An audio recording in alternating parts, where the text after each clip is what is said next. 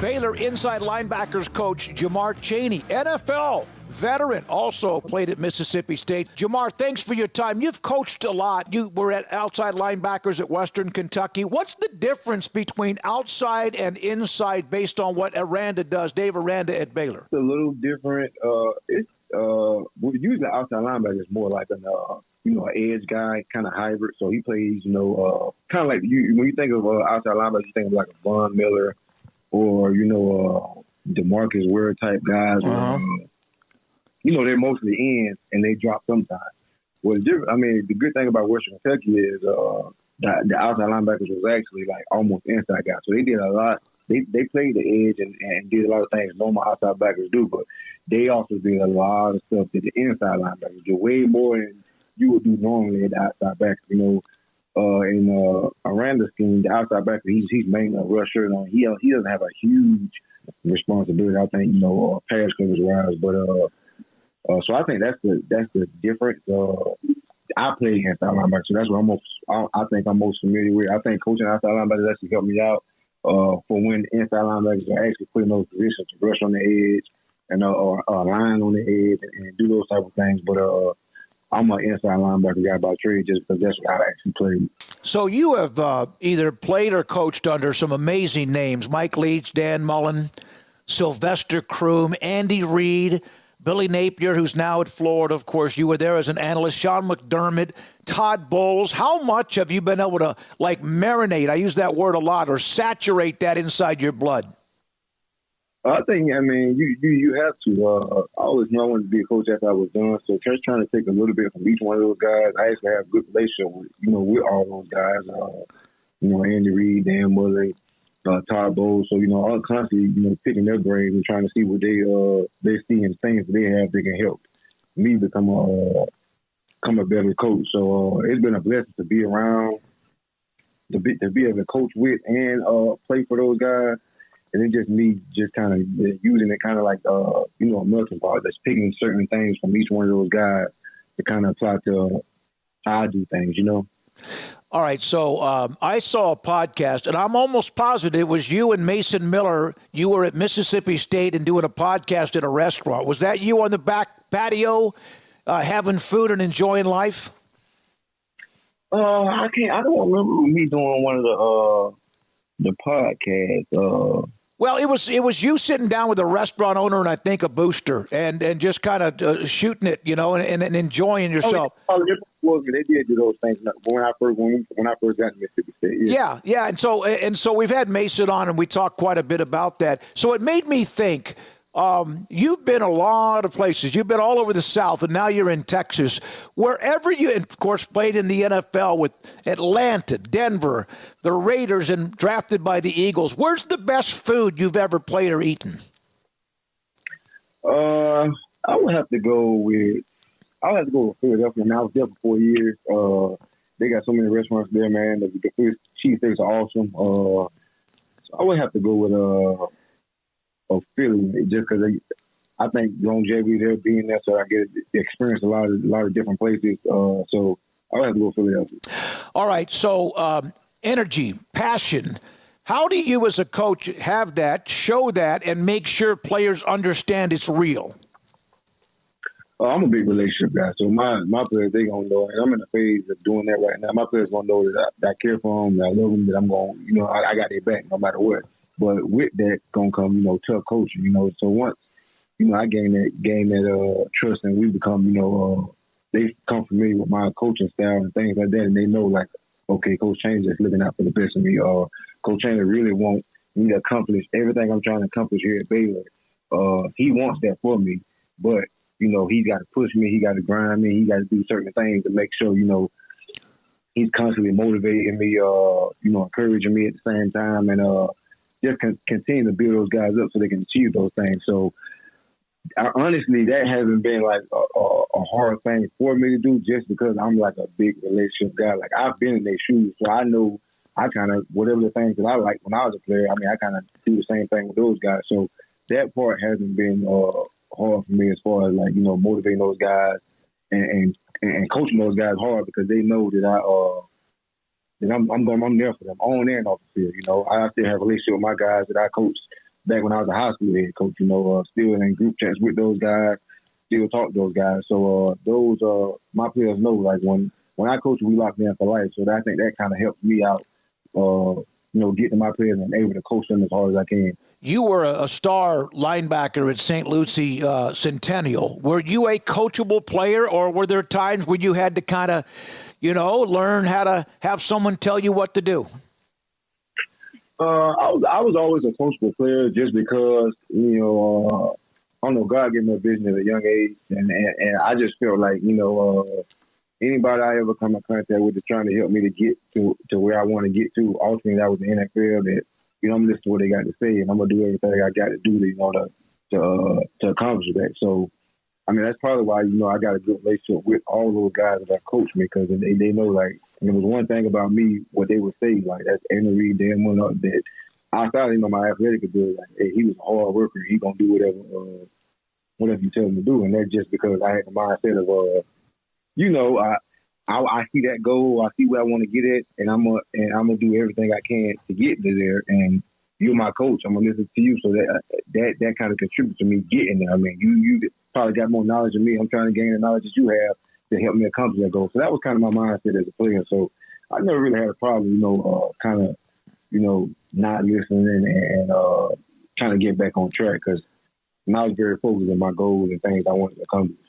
What's it like to be on a staff with Dave Aranda for what he's known for defensively, and he's taken over, as we all know, as the defensive coordinator as long as the head coach, and Matthew Powledge, who was the DC last year and where he's been, and then to have Gary Patterson, who's one of those known as a defensive guru, to have all those guys around you and learn from them, and you also coach a part of their defense? Oh, that was a big reason why chose to come in as well. Of course, it's a great opportunity, but I thought, with me being a coach, the opportunity to learn as well, and to learn from somebody like Coach Aranda, that's one of the top defensive minds in the game. Not only that, he's a linebacker guy. That's the position I coach. Just being able to come with him and learn from him was huge.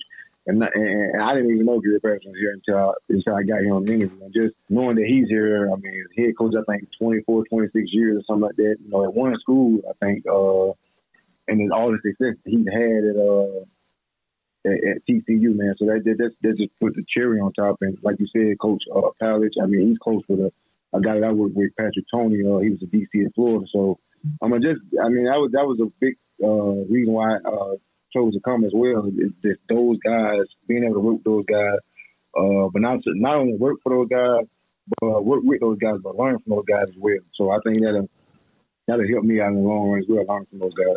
What was your first conversation with Dave Aranda, and how much have you had to kind of learn his style? Cerebral, deep thinker.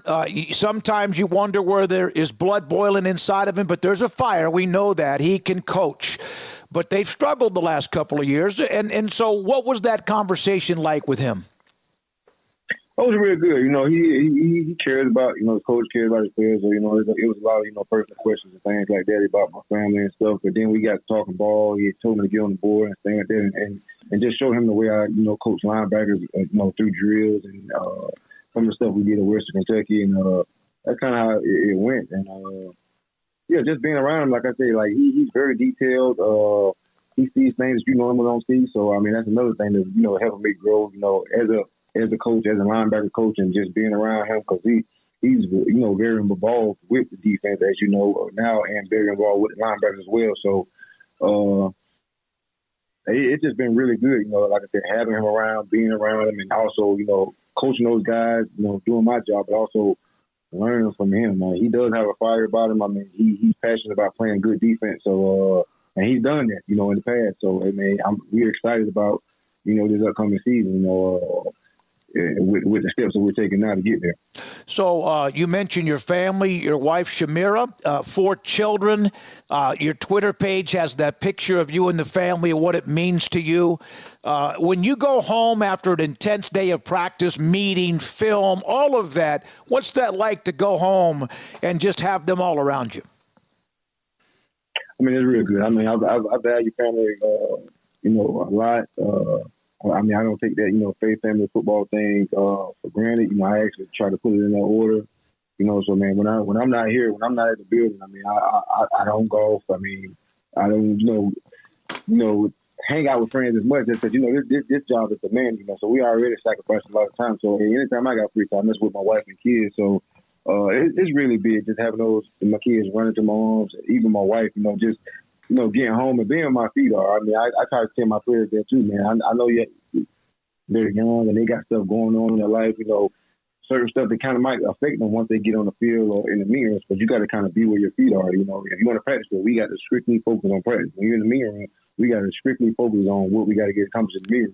Once you get out of that, once you get out of practice, okay, let's talk about all that stuff. And that's the same thing, I think, with me. Once I'm on that practice field, I'm in the meeting room over here. It's all about y'all and getting y'all better. Once I'm getting home, no matter what the problems or certain things that we're going through, I'll handle those things once I'm where my feet at. But when I'm home, I'm with them. They don't know daddy. They know daddy coaches, but they don't know all of the ins and outs of coaching. So when they come home, they just want to be with me, and laugh, play, and do those type of things. Jamar, if you don't mind, I'm going to read this. This is from your Twitter page that you put up, pinned at the top, and it was very impressive. I always dreamed of having a family like this. It's a picture of your wife and your 4 children. I do my best to lead by example, an example for youth who come from communities like mine. Show them black men can be good husbands and dads and take pride in it. It's not easy, but worth it. A blessing I don't take for granted. That is very powerful. And I was very impressed by that. And you're right. And how much does that mean to you for you to be a role model for others to look up to? I mean a lot because I come from a single parent home. My dad was in my life. I don't want to put that out there, but I grew up with me, my mom, and my 3 sisters in the household. So I was the man of the house at a young age. And then didn't really see like a father figure like in the household with his with his family.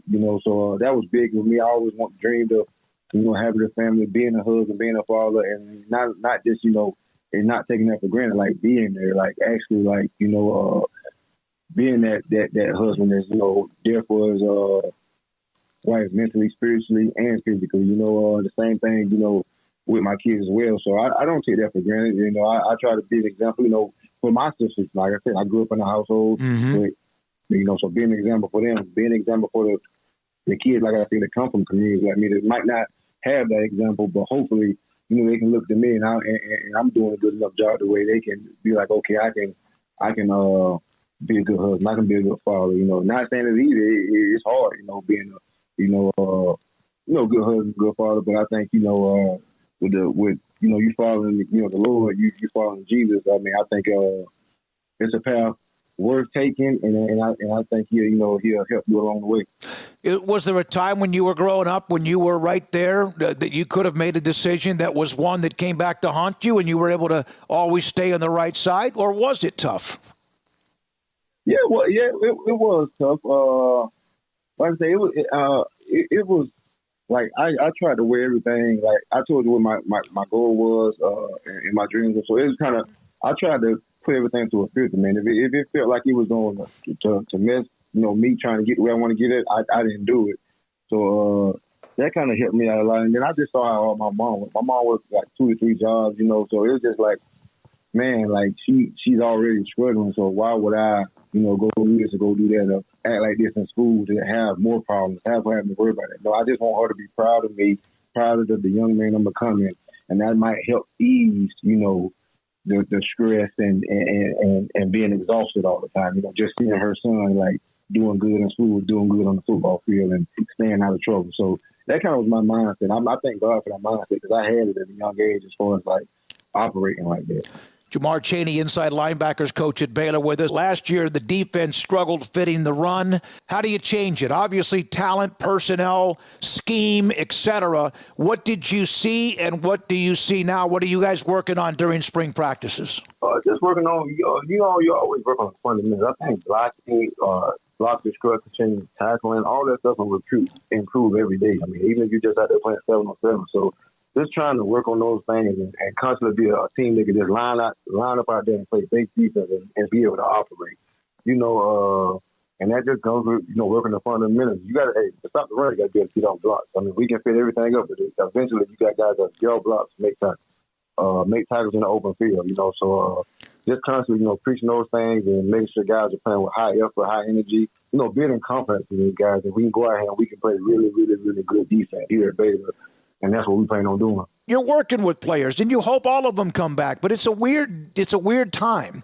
And those relationships, do you feel like that will help quite a bit with making sure that you don't spend time with players or 3 or 4, and then all of a sudden they're gone and you have new 3 or 4 coming in? Yeah, I mean, it's tough, but I think it's how you attack it. I'm very honest and upfront with my guys in my position room, so I kind of, and it goes both ways. Coaches move a lot too. Yep. So I kind of tell my guys, I'm gonna always be up in front with y'all. Y'all be up in front with me, so I don't want to find out nothing on social media, nothing like that. It was the same way with my guys at Wilson Kentucky. I mean, they probably knew that I was. They knew before I even took the job that I was going where I was going and what I was going for. And then they knew before it got out. They almost knew before, I told the head coach of Western Kentucky, just because that's the kind of relationship that I had with them. Like, you're going to hear it from me, So that's the kind of same respect I respect back from my players. Like, if you thinking something, we need to sit down and talk about it. But before any decision is made, we need to talk about it, sit down and make sure you let me know, what's going on, and I'm not just finding out, from anybody else, and I think that's been good for me as far as like with my players, just building that type of relationship where they trust me with that, and vice versa, they trust me as well. I trust them as well. What was your life and experience as a National Football League player and a veteran? I mean, that's just one out of a minuscule amount of people that even have that opportunity, and you did. I mean, it was great. I mean, I enjoyed it. My first NFL game was actually my first NFL game that I played in was the first game I ever went to. So yeah, it was awesome, man. A great experience. Meet good people. You get to do something you've been dreaming to do. You've been working to do all your life, and to see those things come true, man. It is just a blessing from God, and I'm truly blessed to be able to say, something that I dreamed of as a child, I actually accomplished it, and actually, played a couple of years in the NFL. So I'm truly blessed to be able to tell that story, Jamar, thanks for your time. Jamar Chaney, Baylor Inside Linebackers Coach on 365 Sports.